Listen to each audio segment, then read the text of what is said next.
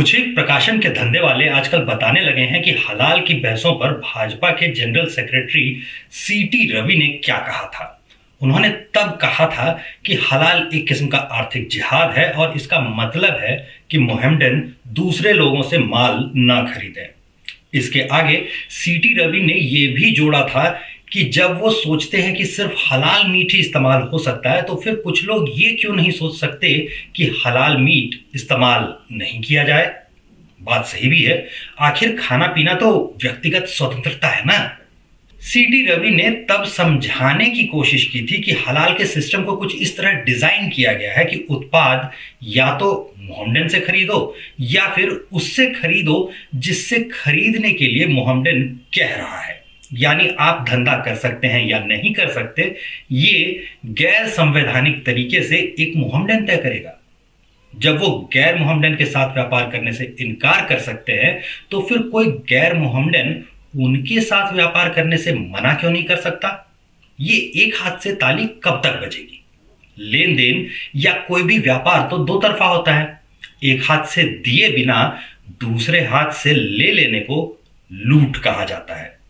अगर सीटी रवि की बात छोड़ दें तो कुछ प्रकाशन ऐसा भी बताते हैं कि यह मामला कर्नाटक में कुछ हिंदुत्ववादी संगठनों ने अप्रैल 2022 के दौर में उठाना शुरू किया था। इसमें भी कोई सच्चाई नहीं है। खुद मेरा ही पिछला वीडियो जो हलाल सिस्टम के मुद्दे पर है वो 1 अप्रैल 2022 को पब्लिश हुआ नजर आता है। उसका लिंक आपको नीचे डिस्क्रिप्शन में मिल जाएगा। उससे काफी पहले से इस मुद्दे पर बहसें चल रही हैं। जाहिर है उसके बाद ही वीडियो बना होगा।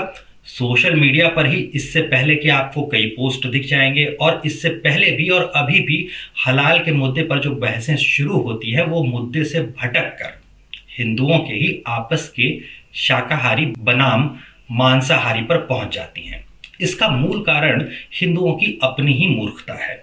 अगर टीवी की बहसों से अपनी समझ बनाने के बदले वो किसी मुद्दे को समझकर पढ़कर उसके बाद अपनी समझ बनाएंगे तो उन्हें पता रहेगा कि हलाल का ठप्पा सिर्फ मांसाहारी पर नहीं लगता।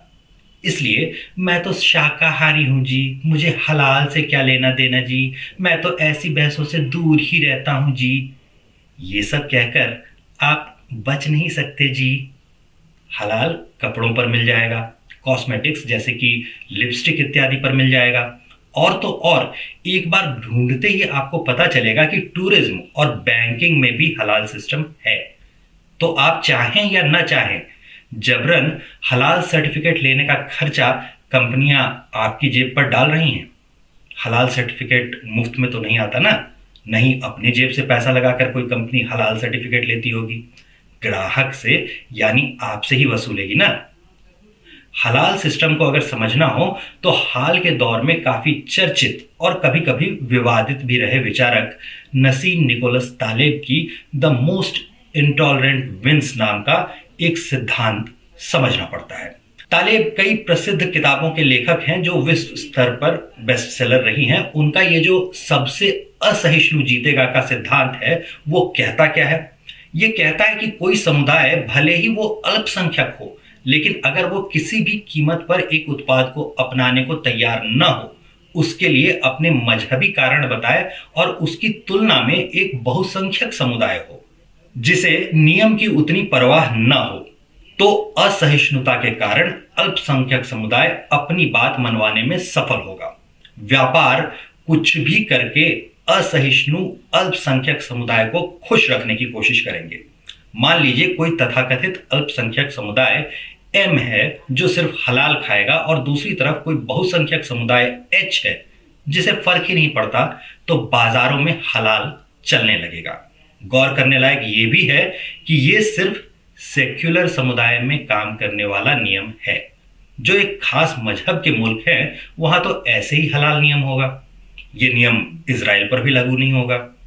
भारत में, अमेरिका में, ब्रिटेन में या फिर किसी और सेक्युलर देश में जहां रिलीजन और स्टेट को अलग रखना सिखाया गया है, उन सभी जगहों पर अपने आप एक इकोसिस्टम पैदा हो जाएगा जो हलाल सर्टिफिकेट दे सकता है। हलाल सर्टिफिकेट देने के लिए जजिया वसूलता है। उस वसूले गए पैसे का क्या करता है ये तो हमें मालूम नहीं है ना। अगर आप सोच रहे हैं कि हलाल सर्टिफिकेट के लिए कितने पैसे लगते हैं, तो बता दें कि प्रति उत्पाद प्रति वर्ष 60,000 रुपए तक लग सकते हैं। विश्व भर में ये हलाल इकॉनमी करीब $2 ट्रिलियन की बताई जाती है।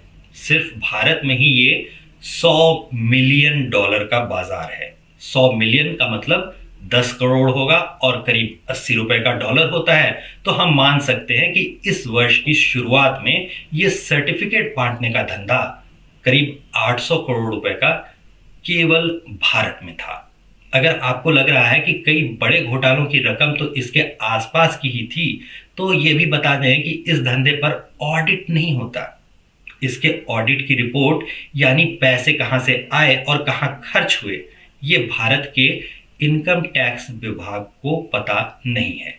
योगी सरकार ने हाल में ही जो फैसला लिया, हलाल सिस्टम को अपने पूरे राज्य में ही प्रतिबंधित कर डाला, उसका असर इसी सालाना 800 करोड़ रुपए के व्यवसाय पर हो रहा है। और जो कहावतों में कहते हैं कि पेट पर पड़ी लात का असर ज्यादा होता है, कुछ वैसा ही दिख भी रहा है। हंगामा मचने के बदले इस मुद्दे पर चोट खाए गिरोहों ने चुप्पी ही साध रखी है। बोलने का मतलब होगा कि अदालतों में जाना होगा, जो कि योगी सरकार के किए एफआईआर की वजह से वैसे भी जाना ही पड़ेगा। और अदालतों में जब इस हिसाब किताब की बात निकलेगी तो दूर तलक जाएगी।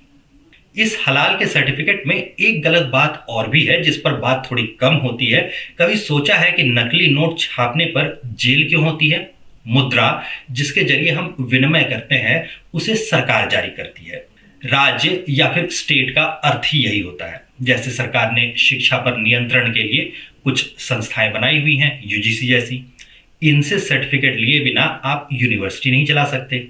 कोई अगर अपने मन से कॉलेज बना ले, वहां डिग्री बांटने लगे, तो उसे अवैध कहा जाएगा।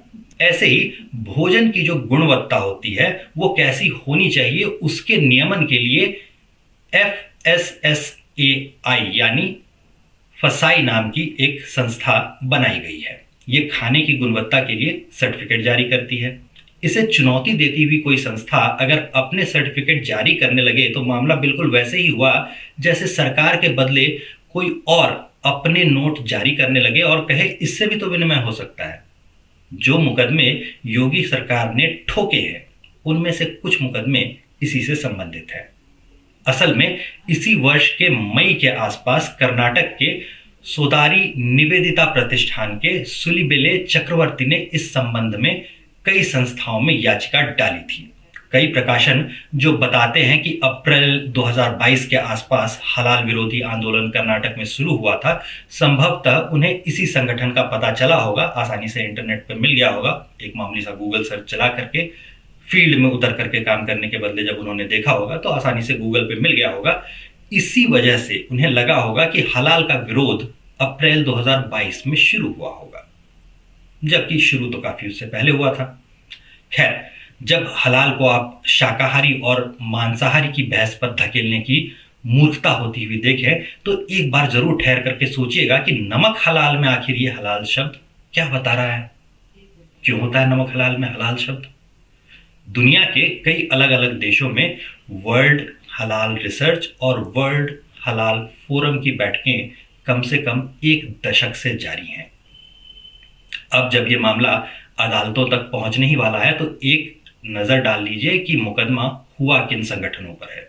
ये संगठन है हलाल India private limited, Jamiat Ulema Hind हलाल ट्रस्ट, हलाल काउंसिल ऑफ इंडिया और जमीयत उलेमा। नाम से ही आपका ध्यान चला जाएगा कि इसमें सभी नॉट फॉर प्रॉफिट यानी बिना लाभ के लिए काम करने वाली संस्थाएं नहीं हैं। इसमें प्राइवेट लिमिटेड भी हैं। इनका ऑडिट नहीं होता। 800 करोड़ रुपए के धंधे के बाद भी न ऑडिट न टैक्स। वाह! तेल पर, साबुन पर, टूथपेस्ट पर और यहां तक कि मधुमक्खियों के शहद तक पर हलाल सर्टिफिकेट था। और इसके लिए उत्तर प्रदेश में मामले दर्ज हुए हैं। आटा और नमकीन, भुजिया इत्यादि के जो पैकेट होते हैं उन पर तो आप पहले ही ऐसे हलाल सर्टिफिकेट देख ही चुके होंगे। मिठाइयों के डब्बे पर आपने देखा होगा। बाकी अब जब मामला अदालतों की तरफ चल ही निकला है तो जाहिर है कि बात निकली है तो दूर तलक जाएगी। बाकी जिन उत्पादों को आप देखते हैं, प्रयोग में लाते हैं, उन पर आपको हलाल सर्टिफिकेट तो चाहिए नहीं। सभी को तो हलाल सर्टिफिकेट नहीं चाहिए होता है। तो जबरन उसको हलाल सर्टिफाई करवाने के लिए आपसे ज्यादा कीमत क्यों वसूली जाती है, इस पर भी सोचिएगा। जय श्री राम।